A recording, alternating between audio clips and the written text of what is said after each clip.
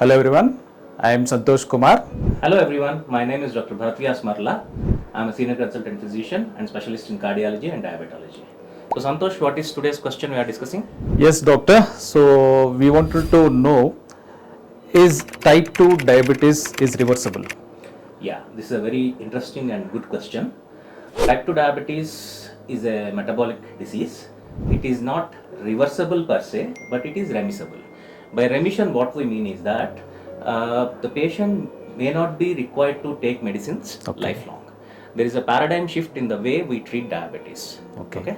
So when we control the diabetes well, it is possible to stop all the medicines, all the oral medicines for the patient, and the diabetes can be managed with lifestyle and dietary changes. Okay. So you mean to say with the lifestyle changes and with the medication, the type 2 diabetes can be remissible? Yes, remissible. What we mean is that when the patient comes to our clinic initially, we do all the testing to understand whether it is type 1 diabetes or type 2 diabetes. Type 1 diabetes, there is no remission. Type 1 diabetes, we cannot do anything about it because the insulin is completely lacking in the body. Okay. But type 2 diabetes, because it is a lifestyle disease, by altering the lifestyle, it is possible to induce remission. By remission, we mean that patient doesn't require to take medicines for lifelong. Patient can be on only lifestyle related changes, that is physical exercise, proper diet, and also proper mental status. Whenever a new client walks into our clinic, we do all the necessary investigations to understand the type of diabetes. Then we see what is the HbA1c value. Okay. And also what are the complications associated with his diabetes, his or her diabetic status. Okay. The HbA1c value being above 9, and if the patient is in catabolic state means patient is losing weight, patient is having lot of issues like kidney problems or heart related problems or stroke related problems. These all things we study. Okay. And if the patient is the patient's HbA1c is above 9 and the patient is in catabolic state, we prefer to put the patient on insulin. Okay. And this insulin treatment is also, it is not permanent. Okay. We maximum give the insulin. The insulin what we give is also is very important and interesting. Previously we used to use recombinant human insulins. We used to call them actrapid and mixtard. Nowadays we are not doing that. We are giving insulin analogs. Okay. Insulin analogs are insulins which are modified. Insulin molecule by substituting certain amino acids at various places in the insulin molecule and also binding it to various substances. We make it very long acting or ultra short acting. Okay, insulins. So these kind of insulins we use, and we maximum give these insulins for three months. Okay. In 3 months time, usually we start with one ultra long acting insulin and ultra short acting insulin. These two we give simultaneously, and also we may give some oral medicines also to increase the sensitivity of the patient to the insulin. Okay. Then we monitor the patient for 3 months. In 3 months time, we will be able to bring down the HbA1c value below 9.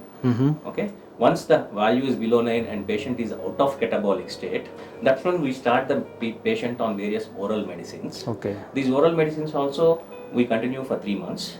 Okay. Once the HbA1c value are able to achieve it below 6.5 or 6, we ideally target for 6. Okay. But our main aim is to bring down the HbA1c value below 6.5. Okay. So below 6.5 is actually it states that you don't have diabetes anymore. You are only pre-diabetic. Yes. Okay. So we bring the patient to that particular stage. Then we'll also cut down the oral medicines one by one. Okay. And based on the symptoms of the patient and based on the status of the patient, we may either continue the patient on metformin. See, for example, people who come with above 9 HbA1c value, usually they have complications like the diabetic autonomic neuropathy or diabetic kidney disease, or they already have a history of stroke or heart attack. So these kind of people will not completely remove the medicines.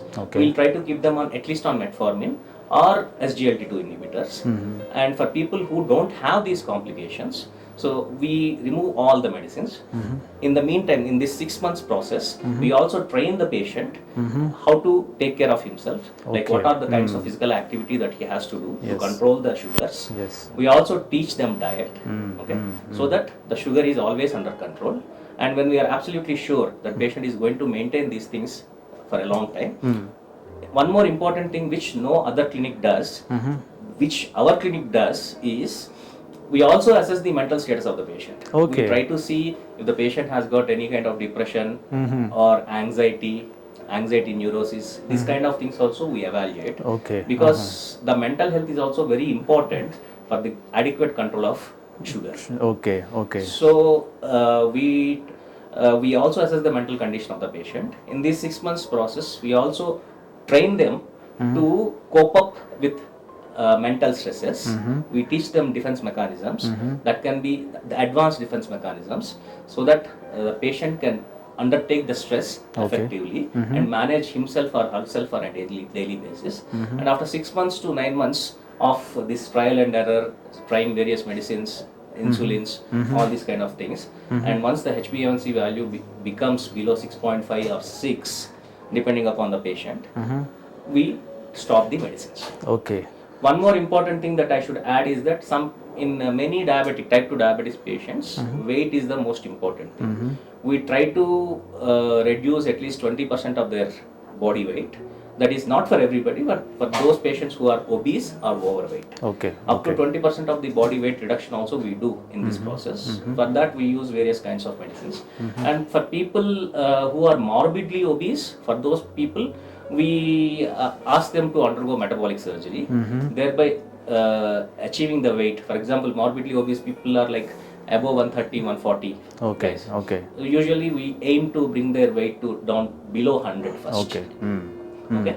Then we start the process of controlling the sugars effectively and trying to remove the medicines one by one, so that there comes a stage where the patient is no more on any medicines. Any medicines. Okay. That's Okay. how this is done. If you had liked this video, please like, share and subscribe.